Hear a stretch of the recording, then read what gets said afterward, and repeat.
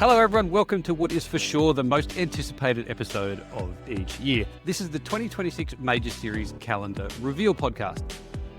Today we will indeed be revealing the track car combinations to be used in 2026 Major Series, as well as unveiling the 2026 MEC Calendar.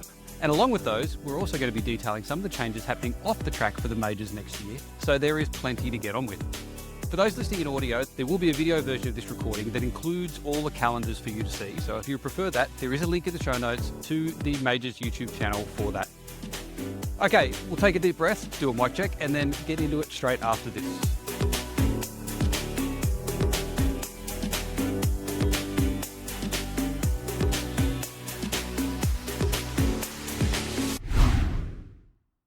Hi all.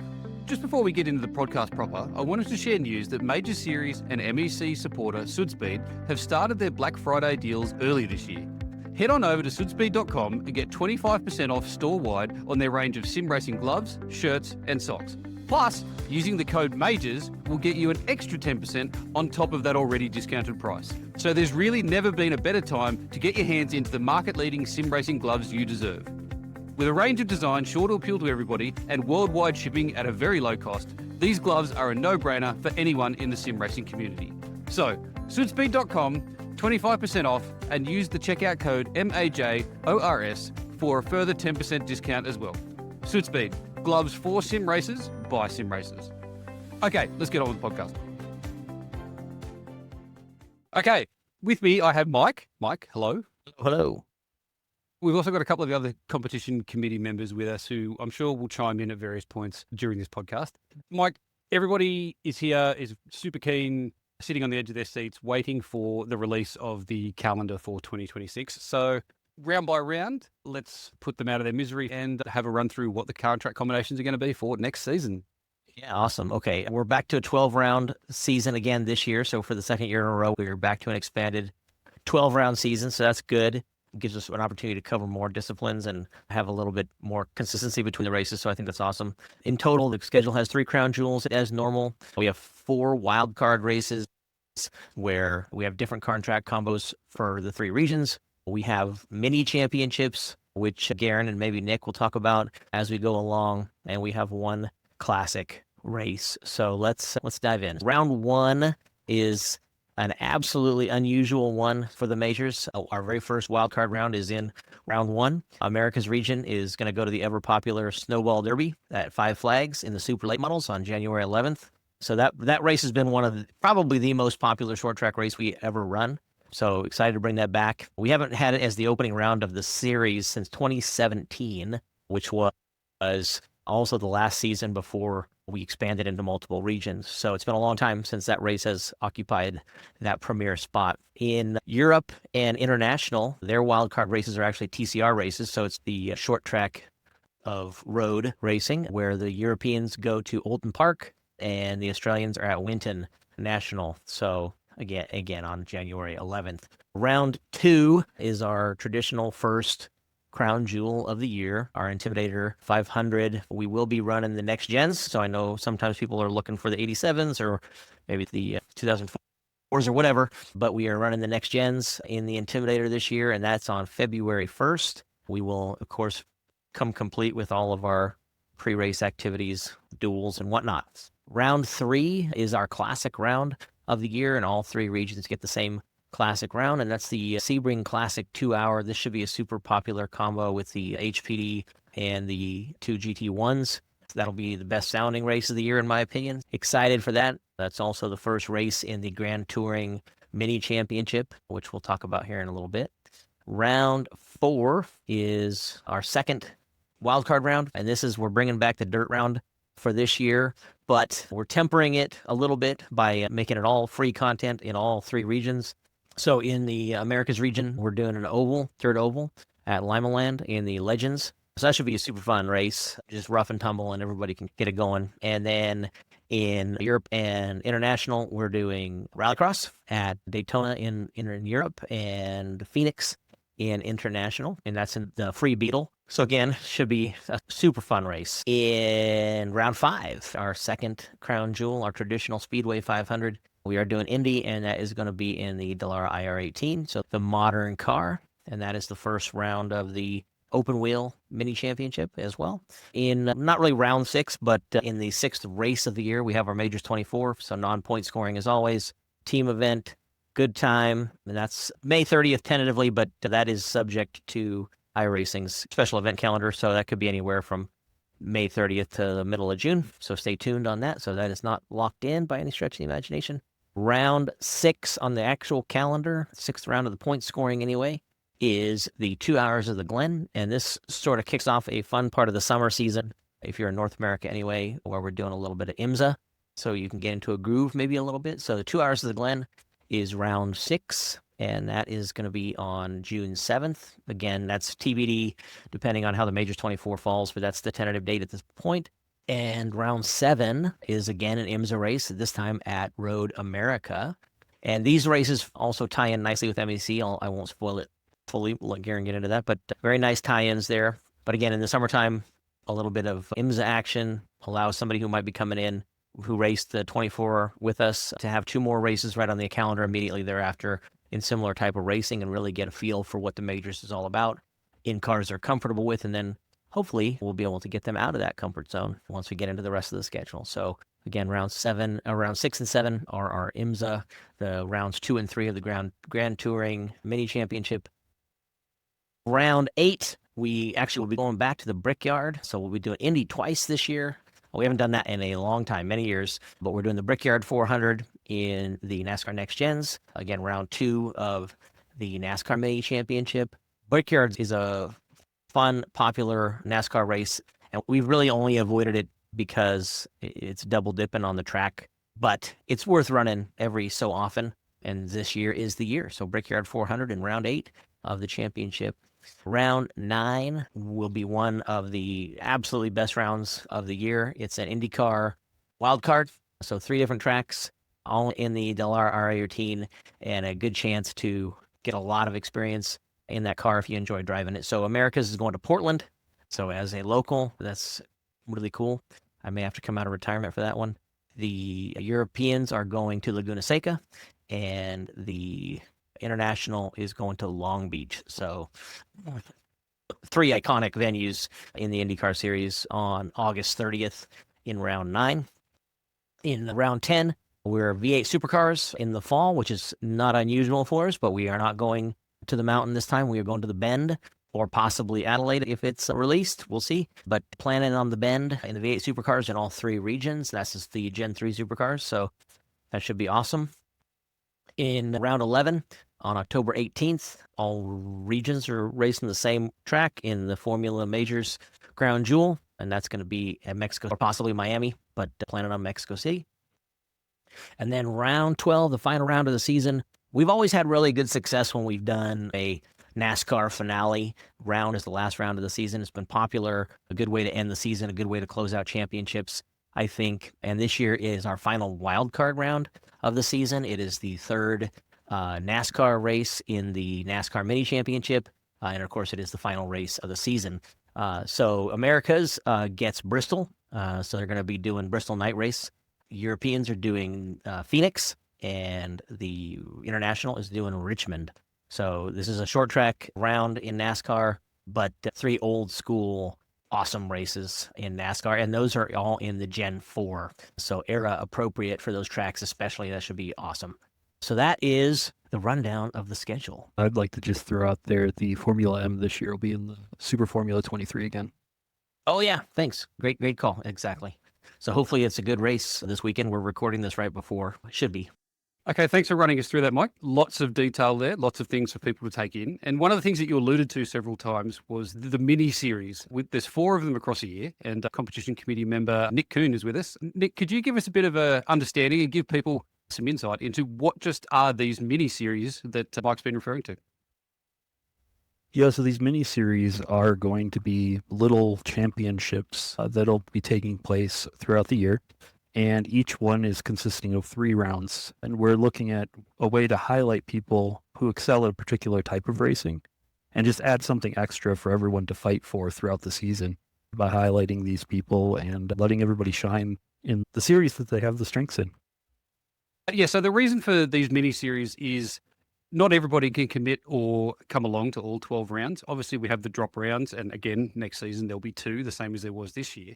But not everybody can make it even for 10 of the rounds. But if somebody has a specialty or somebody's looking to dip their toe in with Major Series, that's what these mini series are definitely going to provide people the opportunity. You can come just for a subset of it, and you've still got something to fight for. You're not just showing up having a one-off race.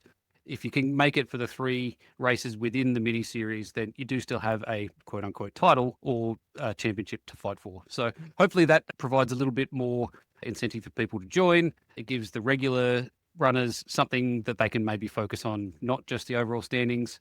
And yeah, it should hopefully provide a little bit of extra fun as the season goes on.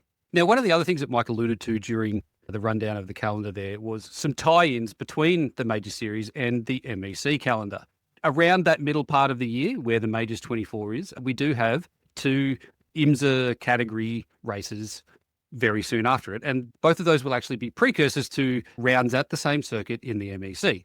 So getting a bit ahead of myself, spoilers, Watkins and Road America are in the MEC calendar. But we may as well go through the full MEC calendar now as well. For 2026, we're moving from 5 to 6 rounds and also introducing a drop round, which we didn't have in the first season of the MEC. The final round cannot be used as a drop round, so everybody will know going into that last round what everybody's score is, and that'll make championship fights a little easier for people to follow. But anyway, there'll be some more information around season registration and rule changes and what have you about MEC coming very soon, early December. Some of it's already been detailed in some podcasts that have been done since the Road Atlanta special event, which I won't go over again now. But yeah, the details around MEC administration, team registration, that sort of stuff will all be coming very soon. But the calendar, as I said, 6 rounds, and we'll be starting at Daytona on January 17 with an 8-hour race, which should be, I would imagine, a great forerunner for the official 24-hour race for anyone that's interested in that. The start time for that will be at 1600 GMT, which should mean a pretty good start and finish time for Europe and Americas in particular, and a late night for me. Round 2 will be at Sebring on March 7. And again, that should be a pretty good lead-up race for people that are also looking at doing the iRacing special event, which will probably be a couple of weeks after that as well. So that'll be a 6-hour event starting at 1800 GMT. Round 3, April 18. This is the split round where the pro or unrestricted divisions will be running at Long Beach, and the Pro-Am division, so LMP2 and the GT3 teams that are running a silver and or bronze driver, will be competing at Mosport, Canadian Tire Motorsport Park. Both of those races will be 4 hours, and the current plan is for them to run concurrently. The way that the protest system and the stewarding system is set up for MEC should allow for the same stewards to be making determinations and decisions on protests in both races at the same time. So the current plan is to run them concurrently at 1300 GMT, as I said, on April 18. Round 4 will be a 4-hour race again at Indianapolis on the road course. That will be on May 9, again starting at 1300 GMT. In fact, all 3 rounds, all 3 of the shorter 4-hour races will be starting at 1300 GMT for a little bit of consistency. Essentially what I've done is I've tried to make a lot of these races finish at around about what I consider a respectable time in Europe and for America. So round 5, and this is the first of the 2 rounds that will tie in with the Major Series, Watkins Glen, June 20. Again, 1300 GMT. Just a little note that I'll put there against Watkins Glen. That is week 13 in iRacing. So if there was to be anything major occur or major foreshadowed in terms of changes to the IMSA classes or to that circuit, it is possible that we might move that date if it looks like something catastrophically abnormal might occur in the season build. But just a little asterisk on that one. And then the final round, Road America, July 11, 12-hour race, much longer race, as a lot of people asked for at the end of last season in the survey, wanted some longer races. So final round will be 12 hours starting at 10 GMT. And again, a good chance to get some practice running in the Major Series for individual drivers in the couple of weeks leading up to that round as well. So that will be the MEC calendar for 2026. It's very IMSA focused. Season 1 was WEC focused. This one is IMSA focused. Yeah, it'll be a little bit of a change, but I think all of these tracks are known for being super great circuits for multi-class racing, perhaps with the exception of Long Beach, but hey, that'll be fun. And yeah, it should be a great season and one that I'm really looking forward to. Heck yeah. Okay, with the MEC calendar, they're now out in the public domain. Some off-track stuff that will be changing for Majors Series in 2026. Now, Mike, I might just open up the floor for you to give people a rundown of what is changing, particularly in your world, as far as Majors in 2026. Yeah. So I'm sure it's not a big secret. Obviously, you've seen and heard from me much less over the last year than ever before. And the good news is that we have a way more than capable team on the CC, and obviously always looking for more help there. More volunteers is always good. But you've seen and heard from me less. And honestly, I've just been too busy with a ton of different projects, including the Majors Garage, Sim Racing Stewards, which you'll hear more about here in a second, and other things, to be honest, in my personal life. And the reality is that we've done the majors since 2014 full season, first full season. It is not novel for me any longer, and I felt that it was really important that we give an amplified voice to people who are in it every round, people who care about it, because the championship's important to them personally, and to help guide the series in that way. So really, I've turned over decision-making, day-to-day stuff to the CC in general. And again, with people like Garen, who obviously was running MEC for us. He's been in charge of the stewarding process for us for over a year now. He's been doing this podcast, done a ton of things with Wayne doing the schedule, and Wayne doing all of the pre-qualifying cat chasing with getting people to get their numbers and getting people to sign up for the correct league and getting the pre-qualification results on the website and all of that. Obviously, Lynn doing all of the Discord things and just generally being available to members in Discord and for help, and Jake Fox doing the same thing, and Nick providing a ton of expertise on technical aspects and just user experience to everybody else chipping in with the schedule and helping day to day. We have a good team, and again, could always use more. It is a call for volunteers for sure, but you have seen me less and less. You won't see me a ton day to day in the future. I'm not going anywhere. I'm still here. I'm still running the series. It is still my baby, but it'll be good for me to take a breath and work on some other things, maybe reignite a passion for it, maybe even start racing in it again. That would be awesome. Have not had any desire to do that. Anyway, that's sort of a what's up with me and the direction of the series. The series isn't going anywhere. It was one of the reasons I created the competition committee years ago, was so that there would always be a series and it doesn't have to have any particular person at the helm. So anyway, that's that. As far as other things that we can communicate about the series that are off-track items, I can tell you that we are going to be modifying the way we do our broadcasts next year fairly significantly. All broadcasts will be on the Major Series YouTube channel. As far as the talent that we use from a producing or commentating perspective, that is still TBD, but keep your ears open. I'll just say that. As we have done for the last year and a half, we've had live stewarding in our rounds. That has been one of the most well-received things we've ever done. So clearly we're going to keep doing that, but we felt like it was just not fair to continue to ask for that service on a volunteer basis. And beginning in 2026, we are paying our stewards by the hour for doing the live stewarding. Now that is a good thing, because it means we get to hold people more accountable to quality. We're not just looking for warm bodies that can fill a seat. And that's not to disparage anybody who's been doing the stewarding for us. Most of them have been great, certainly all well-intentioned. But again, we can leverage the fact that it's paid now to make sure that the folks that are doing it are qualified to do it and are doing a good job and are interacting with our member base in a positive way. So that's a really good positive change. And Garen could probably talk more about that when he talks about SRS. But so those are two really big changes for next year. We'll have more news on prizes, coins, things of that nature in the near future. So just we'll trickle it out to you as the off season goes along. With the majors, as always, it's a short off season, just a couple months, November to January, and then we're right back at it. I'm excited for the schedule. Wayne and the guys put together an awesome schedule. Love the mini series. Very excited for the 26 schedule to roll on out.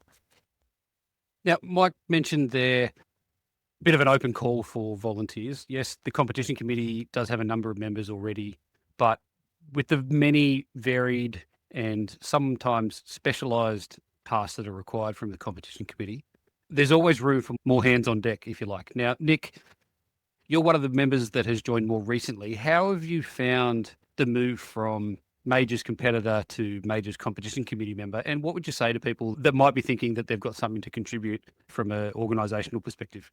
For the most part, it's been a lot of fun. It's been an honor too. So it's interesting seeing behind the curtain on some of the things that go on. But overall, it's been a really good time. We're having a lot of collaboration between everybody. Everybody's got a lot of really good ideas, and we're trying to implement some changes that we feel make the series better. I think everybody that joins the competition committee has come with ideas in mind that they've brought to the table, some of which get implemented, some of which don't make sense. I know that I've raised lots of things that people have told me that I'm stupid for even thinking would make sense, and they've educated me as to why those ideas weren't the right ones to have.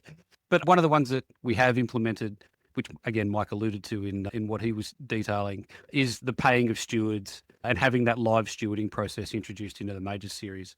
With Sim Racing Stewards, the new service that, yes, Mike and I have initially collaborated to start and are looking to build, not just within the Major Series, but within other series as well, it certainly makes sense for the Major Series to utilise that service and have a more professionalised stewarding team providing that administration and direction when it comes to Major Series races. I don't anticipate there being a huge change in terms of what we're going to do from a race direction or stewarding perspective in 2026 compared to 2025, other than, as Mike alluded to, we'll be paying stewards, and hopefully the level of professionalism and consistency, which is the big thing across the series, will increase. And I would certainly encourage anybody that thinks that they can contribute in that regard to go to the Sim Racing Stewards website. It's free to sign up. You can definitely be part of it. There's a bit of an induction and training process to go through, but it's open for anybody that is willing to do it and can demonstrate that they are reasonable at making determinations as far as on-track incidents is concerned. Yeah, encourage everybody to check that out if you haven't already. We've already got a good base of stewards from the last 12 months or so of live stewarding in the Major Series that have come on board. We've got people from outside of majors that are coming on now as stewards as well. So yeah, that will be definitely one of the areas that I hope to see go from strength to strength in 2026. Okay, so we've run through the calendars. We've spoken a bit about some of the things that Mike is doing next season. Now, as Mike said, he's not disappearing entirely. It's more like the big corporate CEO act where you leave the work to everybody else whilst you're out sipping cocktails on the golf course. And then when you get into the limo to be driven home, your driver gives you some messages about some decisions that people would like your input on. And so that's how we'll be operating the competition committee, I think, for the majors next year. But yeah, Mike certainly won't be disappearing. I'm sure that you'll still have a presence in the Discord, Mike, not to mention that all of the financial questions will still be going to you. Yeah, enjoy those. But yeah, if anybody's got questions, please feel free to send things on the Discord. Somebody from the competition committee will come back to you if it's a question that we can answer. There will be a number of blog posts and potentially podcasts that will come out over the next few weeks in the run up to the end of this year, giving more detail on things that we haven't been able to cover today around exactly what the broadcast situations will be, start times for regions, any other little pieces of information that are going to be relevant to you. But yeah, there is still more information to come, so do stay tuned on the Discord, on the website, to the podcast. Mike, thank you for your time, input today, and everything that you've done over 13 seasons of the Major Series and will continue to do into the future. And also to Nick and the rest of the competition committee that have been working really, really hard in the background, both on this calendar and putting together the direction in the future of the series. Yeah, thank you for everything that you're doing as well. And hopefully 2026 continues in an upward fashion as far as the Major Series is concerned. And yeah, long may the Major Series continue. Thank you, sir.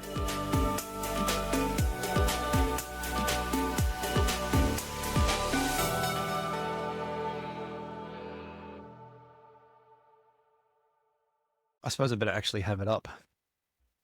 What's that? Oh, the schedule? I've just realised what I just said too, but yes, the schedule. 30 seconds into the recording and I already the blooper for the end. Are you kidding me?